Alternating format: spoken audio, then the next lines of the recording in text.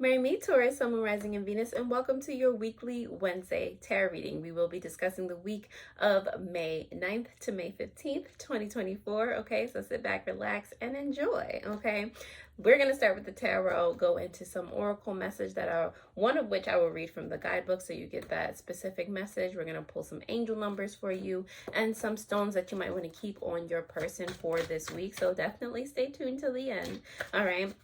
And I do invite you to use your own intuition as we go through these messages to strengthen your intuitive muscles. Okay, take what resonates, leave the rest. And without further ado, let's get started. All right. So let's see, messages for the Taurian collective.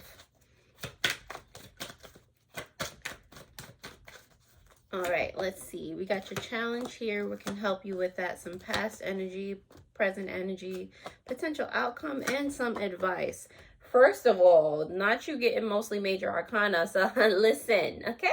We're going to start with the bottom of the deck. You got the King of Swords here for your subconscious energy. The King of Swords is all about ruling with a just, a authentic hand. Okay, he don't let no lies get past him, or he don't let no type of deception come his way. Like, I feel like that's what you're all about. You're all about integrity and just making sure that you're surrounded by truth tellers, basically. And that the communication is always open. Like, you're definitely one for communication subconsciously, okay? And so when things are going awry, you're just like, what your challenge is going to be for this week is kind of, for some of you, consistency in a way, and for some of you, breaking away from tradition, breaking away from things that you like, things that you've always been doing but are more so of a burden, okay? Or being consistent with doing that, because I feel like people come to you a lot and like, Taurus, help me, like, give me your energy in some way, shape, or form, because that's what it all is. It's energy. No matter what somebody asks you to do, they're asking you to give some of your energy, okay? So I feel like you're having trouble freeing yourself from like the obligation. You might find that you're doing a lot of things out of guilt, And what can help you with that, of course, the Eight of Swords will come up. What help you with that is being able to free yourself from that that cage that you've been putting yourself in thus far. Okay, with the Eight of Swords here, like I feel like you're communicating to yourself that you need to do this for, like, it's really an obligation for you, but you don't need to do it. As hard as that might sound, especially from who it may be coming from, you need to help yourself first. If it's damaging the way that you can take care of yourself, you can show up for yourself, Taurus. You gotta find some type of realignment in this situation. Okay, so it's like releasing yourself from a trap that you helped put yourself in, or some uncomfortable situation that you helped put yourself in. The past energy you have here is the High Priestess card, but she is in reverse, okay? So it's a lot of blocked intuition. It's a lot of, doing things from your head instead of from your heart type of situation. Doing things, like I said, because of obligation, and not really listening to what it is that's best for you in any given moment or any given situation. You have the Justice card here that came out for you in reverse for your current energy. Okay, so I do feel like you know that there's a sense of misalignment here, of things just not making sense. Sometimes you just do them anyway, but it is starting to bother you. It's starting to become more apparent that this is just not the way. Okay, so at the end of the day, what you're going to end up doing, and these are starting to be all major arcana, if you notice. All right, so big things, big transformations that it's time to make in your life. Okay, the potential outcome here is the Empress, and the Empress is all about like nurturing a new paradigm into your experience. All right, nurturing the parts of you that feel like that feel neglected, that feel like you just don't care about them. Okay, like it's time to pay attention and do for you. Okay, create that internal life of luxury that you want to be on your external. Okay, and that it doesn't necessarily equate to material things. It's like, can you cultivate your inner peace first real quick? Like, all right, the advice here for you is the Devil card in reverse, to actually, yes, detach from the material aspect of things, you know, and because I feel like a lot of people look to you for that, like, you know, homie, hold me down type of situation.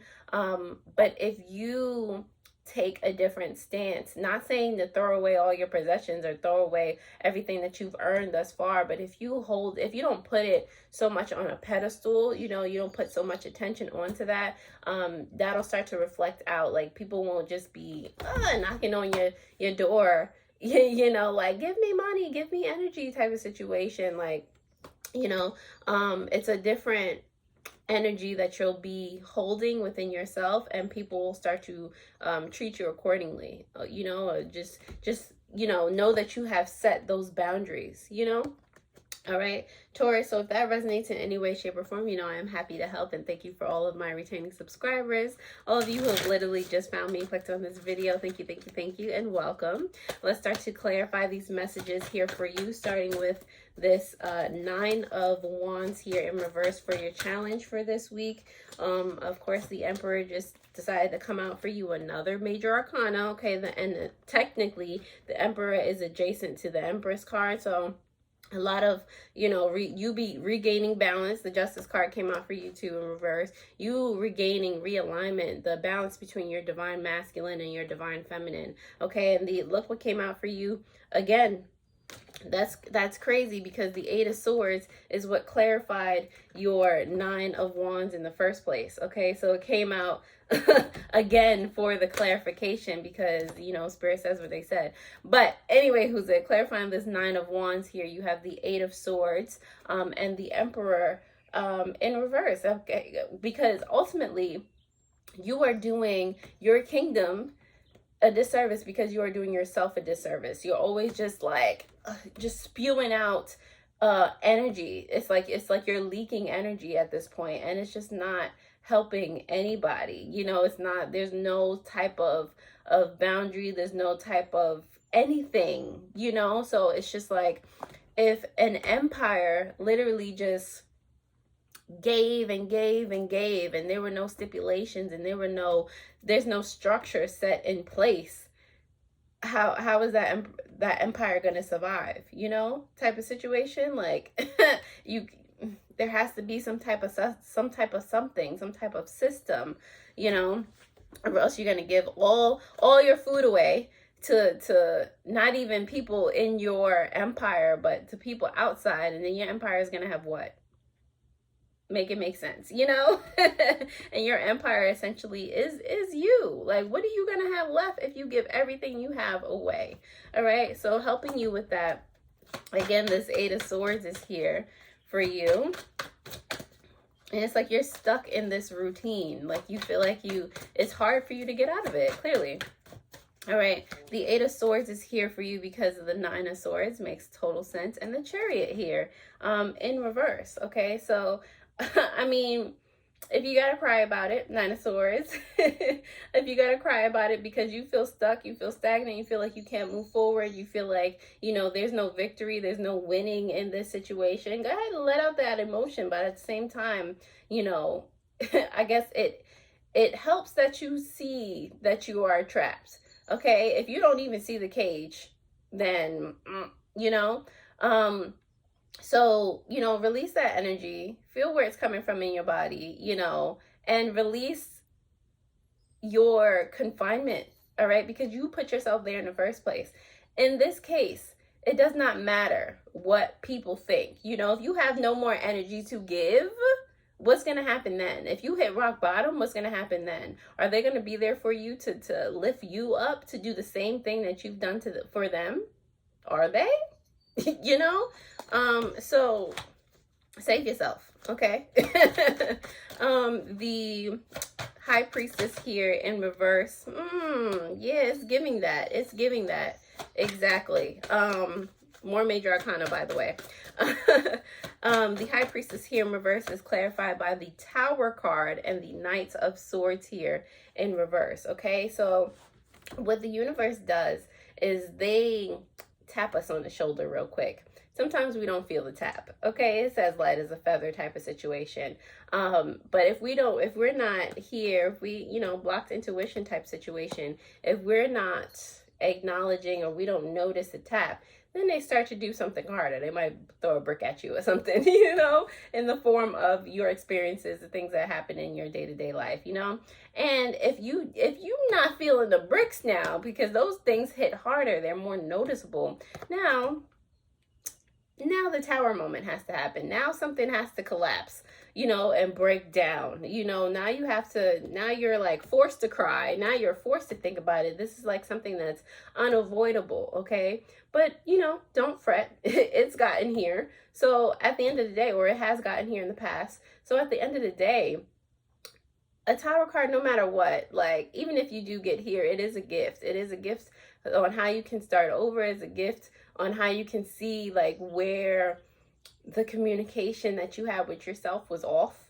Okay, because ultimately this is what it is. It's not even about external circumstances and it's about the boundaries that you have not set with yourself, So I feel like and this is why this is your subconscious energy now, this King of Swords here, is because you've learned that you had to set those boundaries and communicate with yourself the things that you need and this, that, and the third, okay, for your past energy. Let's see, right now, this injustice here, this justice card in reverse, is clarified by the Knight of Wands as well as the Eight of Pentacles in reverse. Interesting. So I feel like you're realizing right now that you don't have to work as hard, especially working harder for other people's enjoyment so that you can supply to other people. Like, nah. And you're realizing that you actually attract more when you're following your passions, when you're following your dreams type of situation. And it doesn't feel like work. It doesn't feel like you're stressing yourself. Oh, I got to learn this. Oh, I got to do this. I got to implement this, that, and the third. Like, there's more pressure when you're like on somebody else's time clock. But when it's you, Taurus, like when you're doing something because you genuinely want to do it, that's where the realignment comes in. And that's where, High Priestess energy, that's where your intuition becomes unclogged, unblocked, and that you can, move to the beat of your own drum type situation. I feel like presently you're working on getting back to that kind of state. Your potential outcome here, which totally makes sense because it is the Empress here that's sitting here before me. You do have the Death card in reverse and the Six of Cups. Now, I'm not saying never give again. There just has to be some type of balance. This is a giving and receiving type of situation. And I feel like it's all about your intention as well, because when you used to give, Taurus, you used to just give and you didn't expect anyone to be able to give back to you. You didn't expect to receive back. And Taurus, not that you should be giving to receive, but you didn't even open yourself to be receptive of that. It's not that the person specifically has to give back to you. Like, let the universe give back to you. Like, wow, sorry. So I should drink some water, right? Okay, the Empress card here is letting you know that you can kind of start that over. Another major arcana. You can start that over. You can create a new paradigm for yourself that's about giving and receiving. That's about balance. That's about restoring that flow so that you don't get burned out, so that you don't get everything like taken from you, and you're just like depleted energy wise. Okay, for your advice here, you do have another major arcana. First of all, the fact that sorry, Taurus, the fact that none of these major arcana are the same. Like, there's so many points in your life that are like converging. Like, there's so many lessons that I feel like you've been intuitively turned off towards, that they now all compounding on each other. Like, listen, like, it's like the universe is like screaming at you, Taurus. There are so many different concepts, but they're all kind of geared and catered around the same thing. But anyway, your advice here, like I said, is to not think about so much the material aspect. That will come regardless. What you need to do is marry your inner strength, like your compassion toward yourself. You know, marry your inner, your higher self. Okay, develop that relationship. That's what's most important right now.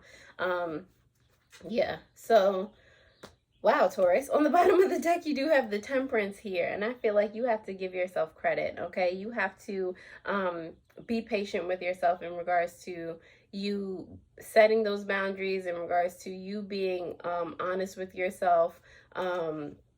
You know, sometimes we don't want to face our inner truth. You have to be patient. Major Arcana here.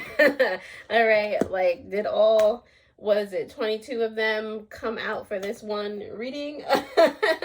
All right, Taurus, like, this is a very important message for you to embody right now. This is a very pivotal point in your life, so I hope that this resonates. Okay, and definitely share this with any other Taurus that needs to hear this message, or any other person that needs to hear this message. Okay, let's see, let's pick a star dragon for you, star dragon oracle, and I'll read from the guidebook as to what you specifically need to hear. So you have grief, accepting loss, accepting the way, the paradigm that used to be, okay, and that you are no longer part of it. And on the bottom of the deck you have time. Okay, so let's see what these messages really have to say for you, starting with time, that subconscious energy.